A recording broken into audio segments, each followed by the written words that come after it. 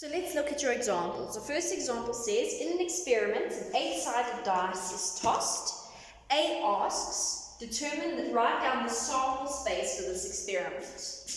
So 1A, the sample space if an 8-sided dice is tossed. What are the possible outcomes? What are the possible numbers I can roll? I can roll 1 right through to 8. That's my sample space. B asks, determine the probability of getting a 6. So let's call my outcome A, and how many do I have? How many favorable outcomes do I have? My only favorable outcome is a 6.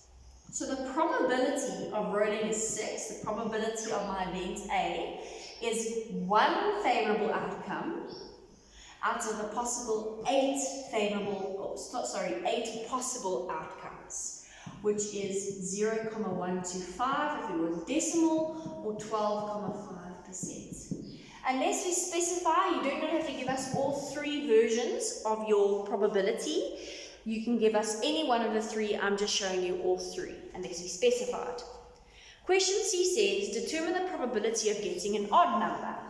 So let's label this event B. Getting an odd number, what are the numbers from 1 to 8 that are odd? 1, 3, 5, and 7.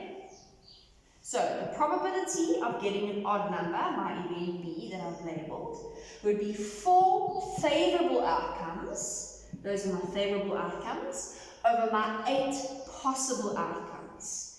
And 4 over 8 is a half, which we know is 50%. And what do we call 50%? We call that even chance. On your probability scale, where would you have landed our event A of getting a 6? This would be called less likely, because it would be on the left-hand side. It's lower than 50, but greater than 0. So this would be a less likely probability of getting 6, but an even chance of getting an odd number. The last question says, determine the probability of getting a number greater than 5. So let's call this event C, and a number greater than 5. Remember that it says, it does not say 5 and greater, it just wants it to be greater than 5. So it's everything bigger than 5. 6, 7, and 8. If I was to write this as an inequality, it would be any number that is bigger than 5. I would not have a little equal to sign. So any number bigger than 5, and let's talk about the probability of getting this event, the probability of rolling a number bigger than 5. How many favorable outcomes do we have? We've got 3 favorable outcomes out of a total of 8 possible outcomes, and that would be my fraction. 3 divided by 8 is 0,375, if you wanted to write it as a decimal, or 37,5%. Where would 37,5 lie on your probability scale? This would also be less likely because it's less than 50%. Your second question asks, a letter is chosen randomly from the word probability. Question A says, what is the probability that you choose the letter B? So here's probability. A asks, what is the probability that we choose B? Well, what is our sample space? Let's just decide. Our sample space is any one of those letters in probability. Any one of these letters. That's my sample space. What is my favorable outcome? My event A is getting a B. How many B's do you see? 1, 2 B's. So I can get B from the first B or B from the second B. So the probability of A is 2 possibilities out of a total of 1, 2, 3, 4, 5, 6, 7, 8, 9, 10, 11 possible outcomes. And that would be the probability of getting a B. Question 2B asks, What is the probability that the letter chosen is a vowel? So let's call this event B, and we're looking for a vowel. Vowel is A-E-I-O-U, so I can choose that O, I can choose that A, I can choose that I, or I can choose that I over there. Right, so the probability of getting B is I have 4 chances of getting a vowel out of a total of 11 different letters. Tell me, where do you think 2 and 4 is going to lie on our probability scale? They're definitely going to be less likely, because 2 divided by 11 is 18,18%. Just checked it on my calculator, I'm a genius. And 4 divided by 11 is 36,36%, which are both less than 50%. So definitely these are less likely to happen. 2C says, what is the probability that a consonant is chosen? What is a consonant? The opposite of a vowel. So this is event C. Consonant is everything that's not a vowel. So we've got P and R. We can't choose O because that's a vowel. We've got B. We've got that B over there. We've got L. We've got T. And we've got Y. These are all my consonants. So what is the probability of C occurring? I have 1, 2, 3, 4, 5, 6, 7 chances out of 11 chances of getting a consonant. And where do you think this is going to lie on the probability scale? I hope you've said more likely to yourself, because 7 divided by 11 is 63,63. Which is definitely greater than 50%. So this is more likely that you'll get a consonant and less likely that you will get a vowel.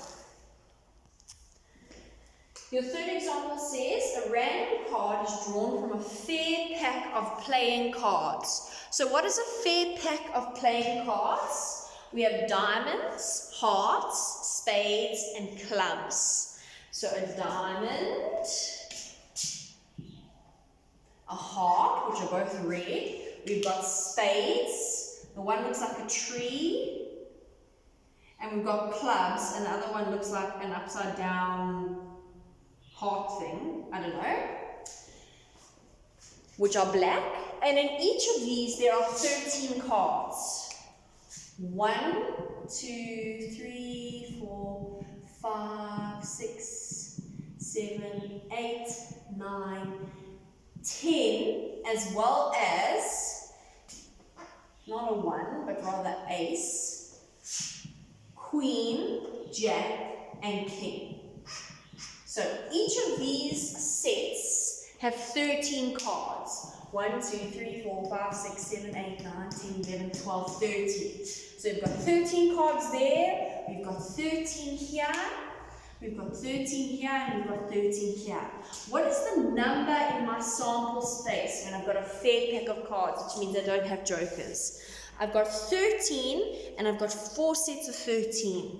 So the number of cards I have is 52 cards. That's the number of possible outcomes. Remember, it's my sample space. So this is my number of possible outcomes. So that's how a fair pack of cards works. So our first question asked, what is the probability of drawing a queen? Now remember, in our diamonds, hearts, clubs, and spades, 1, 2, 3, 4 sets, and each of them have a queen. So what is my number of possible events? There are 4 queens. There are 4 queens in a fair pack of cards. So the probability of getting a queen, the probability of event A, would be 4 over 52. And this you would have to simplify to 2 over 26, which I can simplify to 1 over 13. Always simplify your probability to the lowest fraction. Where do you think this would lie? Less likely or more likely? Well, less likely is your answer. Question B says, what is the probability of getting a sum of 8? Sorry, that's in the next question. That's not the question. The question says, what is the probability of drawing a red card? How many sets of red did we have? We had the hearts and we had the diamonds. And each had 13 cards in a set. So do you agree the number of red cards, I'm calling this event B, drawing a red card, we have 26 red cards. Because the hearts have 13 and the diamonds have 13. So we've got 26 red cards. So the probability of drawing a red card, which I've just labeled as B, is 26 over 52, which is a half, or 50%, even chance event of drawing a red card. And you can imagine this is true because half your pack of cards is indeed red.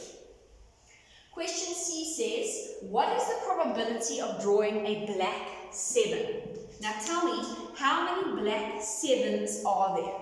We've got our clubs and our spades that are both black, and both of them have a 7. So if I label this as event C, getting a black 7, do you agree that in the whole pack of cards, there are only 2 7s that are black? So it's a black 7. There's 2 of them. So the probability of getting a black 7 is 2 out of 52, which is 1 out of 26. There are 2 cards in the whole pack that are black 7s, and that leaves me with the probability of 1 over 26. And lastly it says, if the first card drawn is a red card, and then the other card is randomly selected without replacing the first card, what is the probability that the second card drawn is black? So let's look at that question in a picture form. Here are my 4 sets inside my total deck of cards. 13 hearts, 13 diamonds, 13 clubs, 13 spades. And it says the first card drawn is a red card. Doesn't say which, let's just minus 1 red card. So now we have only 12 red cards there. Do you agree that our total number drops from 52 to 51? Because now we draw another red card, and now we draw another random card. And it asks, what is the probability that the second card is going to be black? Well, how many black cards do we still have? What is the number of black cards that we have? We've still got 13 and 13, which is 26. So what is the probability of drawing a black card? It's 26 over 51, because we removed the red card and we didn't replace it. And 26 divided by 51 is 50.98%. Almost 51%. So this is more likely to happen. It's more likely that I'm going to draw a black card than I will a red card, because I've removed one of the red cards and I draw again. Our last question looks like this. In an experiment, 2 fair die are tossed and the sum of the die's faces are added together. Draw a table to represent the sample space for this experiment. So there's my table I've drawn. 2 die that are fair. Those are my possible outcomes of my 1 die. Going across that way. And these are my possible outcomes of my other die. Now they want the sum. So what I'm going to do is, in this block, 1 and 1 meet. Sum means to add. So this block has 2. If I looked at this block, it would be 2 plus 1, which is 3. This block would be 3 plus 1, which is 4. 4 plus 1, which is 5. 5 plus 1, which is 6. 6 plus 1, which is 7. I'll do one more column with you on screen, and then I'm going to pause it and fill it in. This block here would be 1 plus 2, which is 3. 2 plus 2, which is 4. 3 plus 2, which is 5. 4 plus 2, which is 6. 5 plus 2, which is 7. And 6 plus 2, which is 8. And now I'm just going to fill in the rest of my table. And there's my completed table.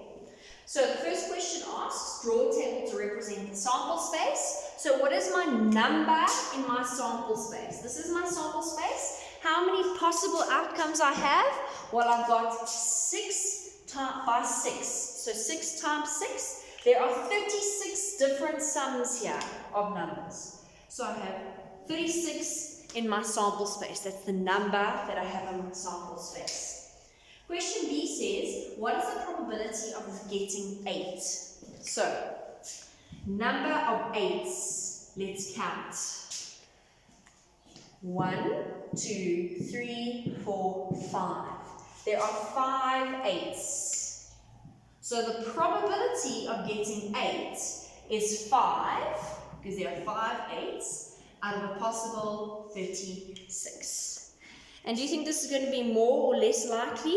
It's going to be less likely because this is a percentage is 13.9%. So the probability of getting 8 is 5 over 36. The next question asks, what is the probability of getting the sum of 12? And this is my only 12. So the number of 12s is 1. So the probability of getting a 12 is 1 over 36, which you can imagine is very unlikely. Question C says, question D, what is the probability of getting a sum less than 8? Less than 8, I hope you can see, are all of these numbers above the 8. So how many do we have? 1, 2, 3, 4, 5, 6, 7, 8, 9, 10, 11. 12, 13, 14, 15, 16, 17, 18, 19, 20, 21. So the number that is less than 8, so 8 is greater. Remember, it doesn't say including 8. It doesn't say 8 and less. It just says less than 8. So it's the number of less than 8 is 21. So the probability of getting less than 8 is 21 over 36. Do you think this is going to be more or less likely?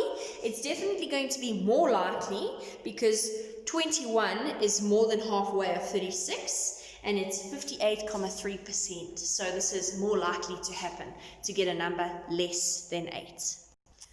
And the last question asks, what is the probability of getting a number greater than 12? So a number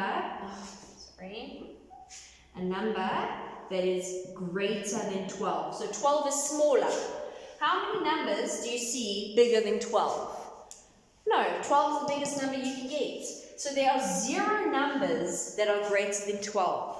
So the probability of getting a number that is greater than 12 is 0 over 36, which is 0. What do we call this? An impossible event. So now in grade 10, you're going to go off and you're going to do exercise 1. Have a good day.